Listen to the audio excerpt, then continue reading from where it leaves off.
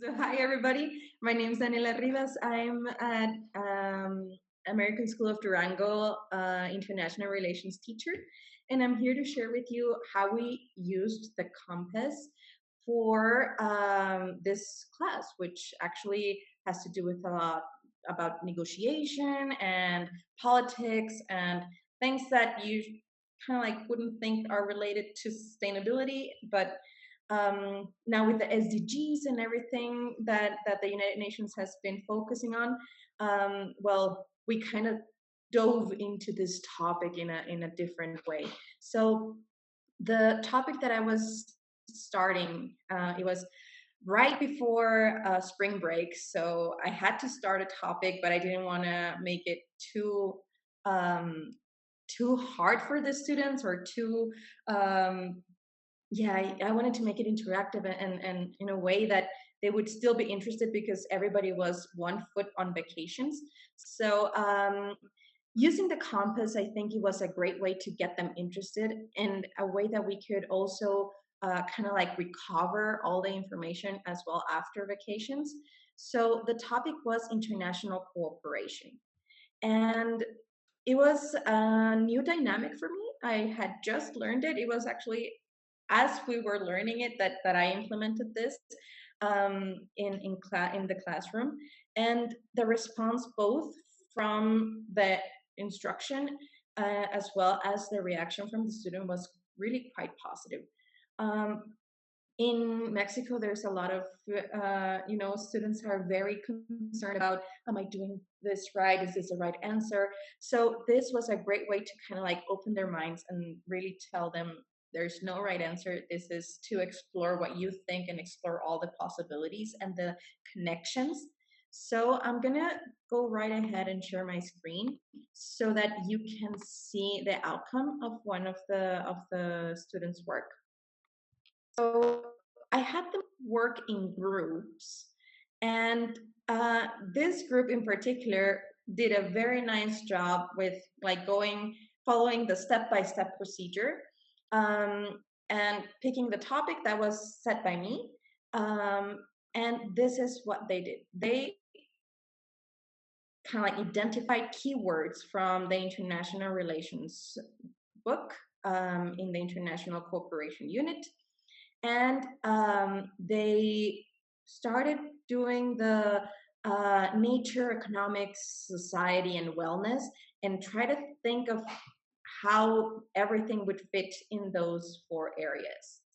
Um, so they have a little like brainstorm here of what they could implement, and then they organized it between the different factors, and then they started looking for connections.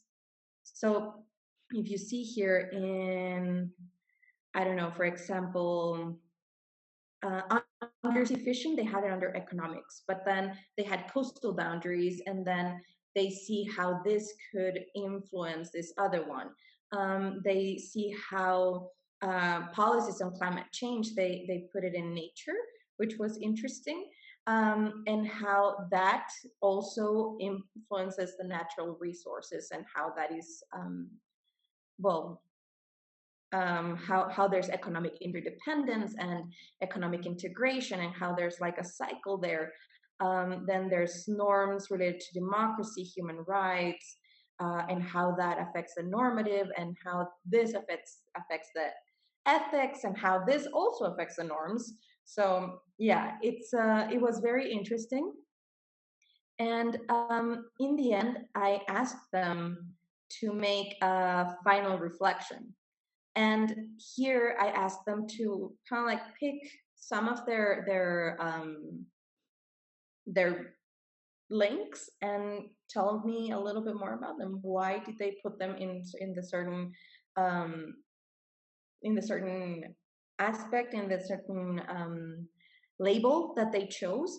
And in the end, well, yes, for example, here, natural resource. So they said that natural resources trigger competition and cooperation between countries, and international negotiations can occur regarding the use, distribution, and protection of the resources. So it was kind of like how they link between the labels, but also how can they apply them to the actual source of the topic, which was international cooperation. Let's say, I don't know, like the prisoner's dilemma. Uh, One of the issues that makes cooperation difficult is the fraud by another country. Um, if you're kind, the other person can potentially use that kindness to get more, etc. So it's applied to understand international negotiations. Anyways, so in the end, I asked them how can they see a positive and negative sides of the things that they identified, so that it's not just about identifying the labels, but also kind of like seeing how can they be used for a sustainable outcome, and in regards of international cooperation. So they said that the topic can foster international negotiations and cooperation and strengthen interests between countries, like, for example, the natural resources, economic interdependence, and that could help with stability and development of some countries. They also implemented the international law and how is that important. And the negative side, they say how competition and some of the topics can cause conflict, and kind of like the lack of resources can influence in the economic interests of countries. And then how the prisoner's dilemma is a tool that arises in negotiations, and it can be a double-edged sword there, because as they they could expect the other party to follow the rules or not. um, and finally, the last part of the analysis was how can the system be improved to foster a better cooperation between countries.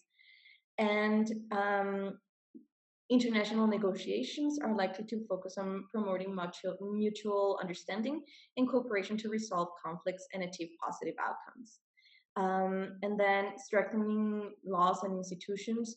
They said that with better institutions, the stability of the system would be better, and the multilateral cooperation. I think this is a really good point, because mind you that at this point this is how we just dove into the topic. This is just from glancing a little bit through the chapter, not really diving in.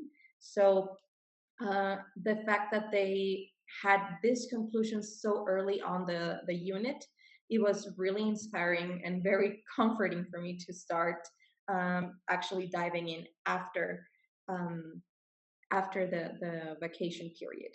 So yeah, I think this is a really easy tool that you can use and that you can apply to any topic.